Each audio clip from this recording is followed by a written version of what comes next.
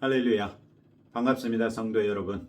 제가 월요일 저녁에 서울에서 일이 있어서 월요일과 화요일 함께 말씀을 묵상하지 못했습니다. 오늘 우리가 함께 묵상하는 하나님의 말씀은 역대상 25장 1절부터 31절까지 말씀입니다. 오늘의 성경에서 우리는 왕명에 따라 찬양대 역할을 했던 레위인들의 명단과 그 편제를 알 수 있습니다. 22장에서 다윗은 성전 건축을 위한 준비를 시작했고 23장과 24장에서는 레위인과 제사장들의 편제를 소개하고 있습니다. 오늘의 성경에서는 6절과 7절에서 아삽과 여두둔과 헤만은 왕의 지휘 아래에 있었으니 라고 말하는 것에서 알 수 있듯이 다윗이 레위인들 중에 왕립 찬양대를 세워 1절에 보는 것처럼 수금과 비파와 재금을 잡아 신령한 노래를 하게 했다. 이것을 볼 수 있는 것이죠. 23장부터 내일 살필 26장까지는 22장에서 강조했던 하나님의 성전을 향한 다윗의 열심이 어떤 다른 의도가 아니라 하나님을 사랑하고 섬기고자 하는 정직한 마음에서 우러난 것임을 보여줍니다. 다른 의도, 예를 들어 자신의 왕권을 강화하기 위한 정치적인 목적을 가지고 성전을 짓고자 했었다면 23장부터 26장의 내용까지 왕이 직접 챙길 이유는 없었을 것입니다.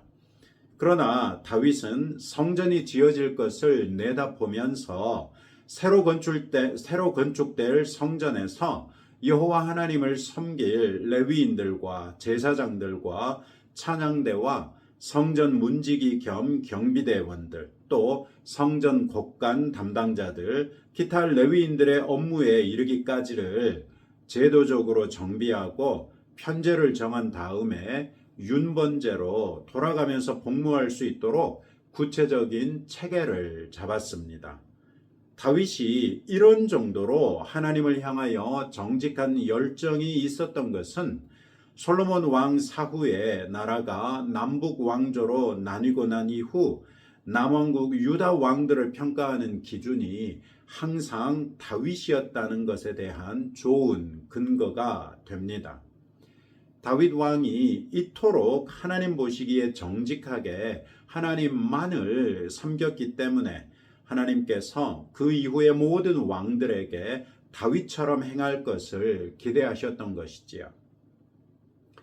오늘날 우리 그리스도인들에게 신앙생활에 있어서 영원 불멸의 본은 예수 그리스도이십니다. 우리는 결코 예수 그리스도와 똑같아질 수는 없습니다. 그럼에도 불구하고 사도 바울은 우리에게 그리스도 예수의 장성한 분량이 충만한 데까지 이를 것을 소망했지요. 에베소서 4장 13절 말씀입니다. 그리고 그 비결은 우리가 하나님의 아들을 믿는 것과 아는 일에 하나가 되어 온전한 사람을 이루는 것이었습니다. 바울은 예수님을 믿고 아는데 온전한 사람이 된다면 우리가 그리스도 예수의 장성한 분량이 충만한 데까지 이룰 수 있다고 믿었습니다. 그리고 바울의 그런 소망이 성경에 기록되어 우리에게까지 주어졌다는 것은 우리 역시 그렇게 될 수 있다는 말이겠죠.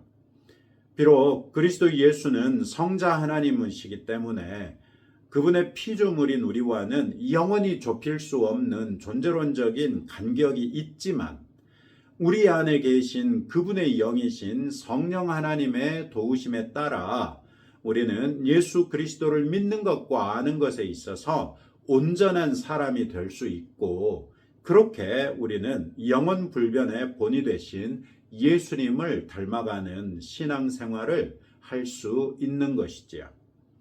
우리의 창조주이시고 외아들 예수님마저 우리를 구원하기 위해 십자가에 내어주심으로써 우리를 자녀 삼으신 우리들의 영원하신 하나님, 우리 아버지께서 우리에게 기대하시는 일이라면 예수 그리스도를 본받는 하나님의 자녀가 되어 보도록 더욱 힘써 볼만 하지 않겠습니까? 다윗은 찬양대를 조직할 때 군대 지휘관들과 더불어 결정했습니다. 이것은 이때까지도 다윗이 강력한 군대를 기반으로 왕권을 펼쳤다는 것을 보여주지요. 즉, 여전히 언제든지 전쟁이 벌어질 수 있는 그런 시기였다는 것을 말해줍니다. 그런 한편 군대 지휘관들과 함께 찬양대를 조직한 결과는 24개조로 편성된 찬양대가 윤번제로 돌아가며 성전에서 하나님을 찬양하는 것이었습니다. 다윗은 레위인 중 아삽과 헤만과 여두둔의 자손 중에서 구별하여 찬양대를 뽑았습니다. 그들은 수금과 비파와 재금을 연주하며 신령한 노래로서 하나님께 감사하며 찬양할 사람들이었습니다.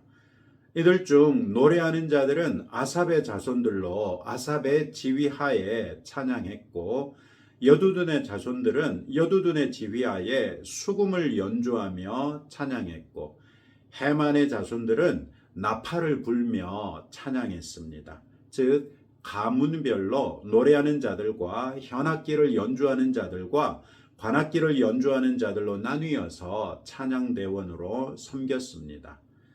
이 중에 헤만에 대해서는 5절에서 헤만은 하나님의 말씀을 가진 선견자라, 하나님이 헤만에게 14 아들과 3 딸을 주셨더라, 이런 특별한 언급이 있습니다.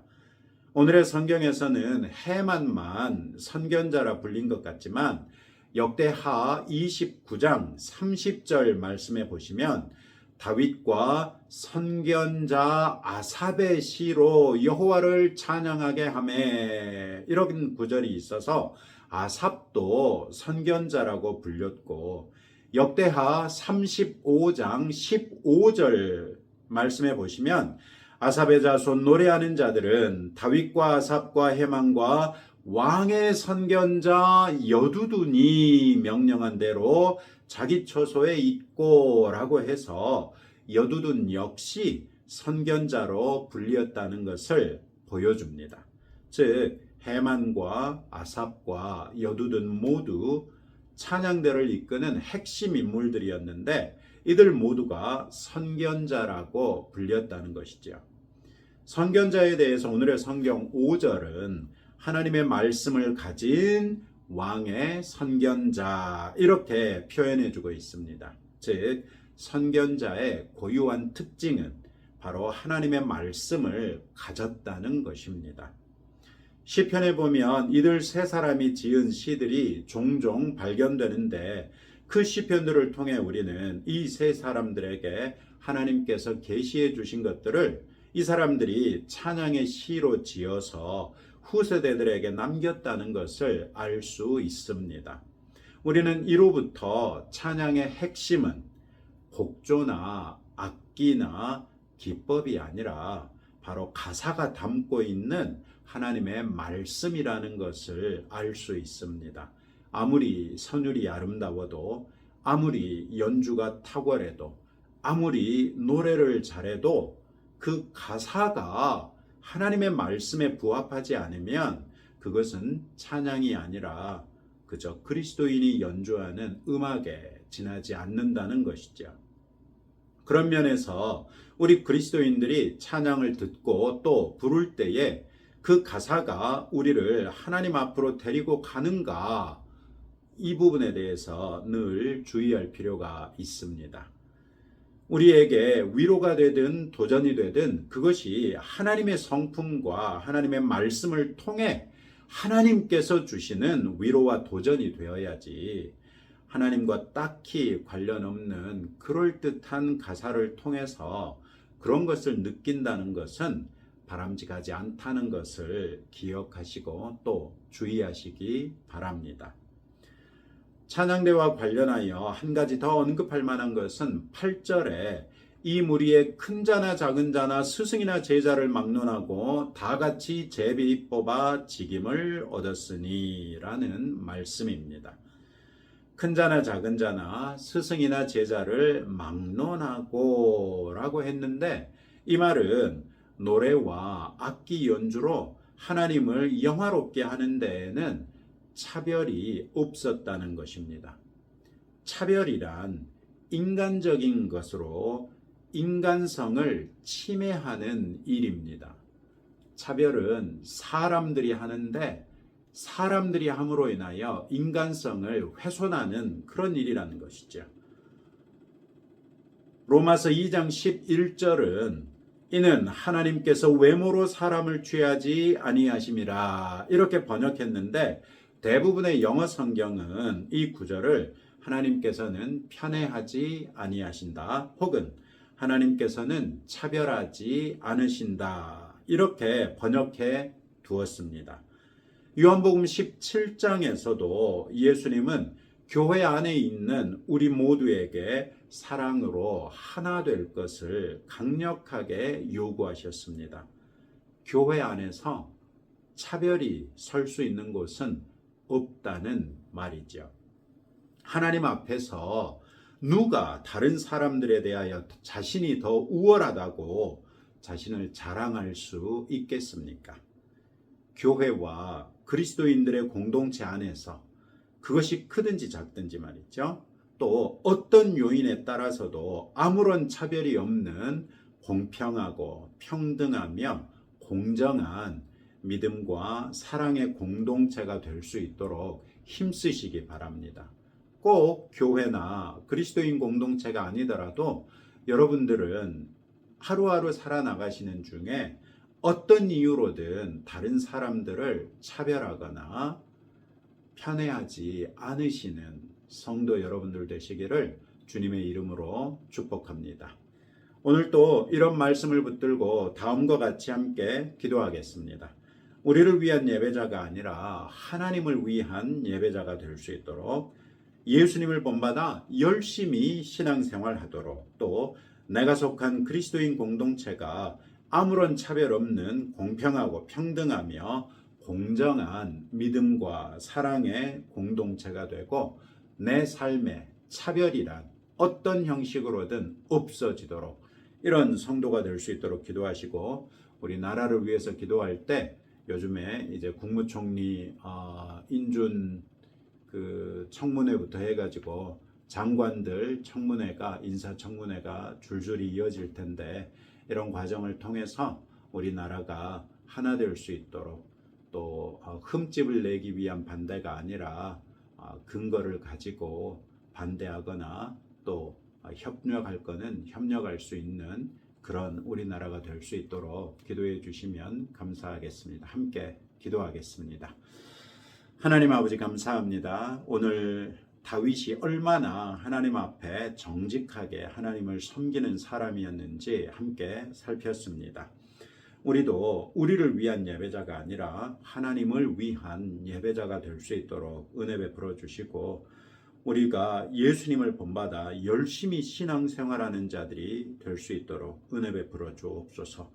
내가 속한 그리스도인 공동체가, 내가 속한 교회가 아무런 차별도 없는 공평하고 평등하며 공정한 믿음과 사랑의 공동체가 되게 하실 뿐만 아니라, 우리의 삶에 있어서 차별이란 그 이유가 무엇이든지 존재하지 않는 그런 성도들이 될 수 있도록 은혜 베풀어 주옵소서.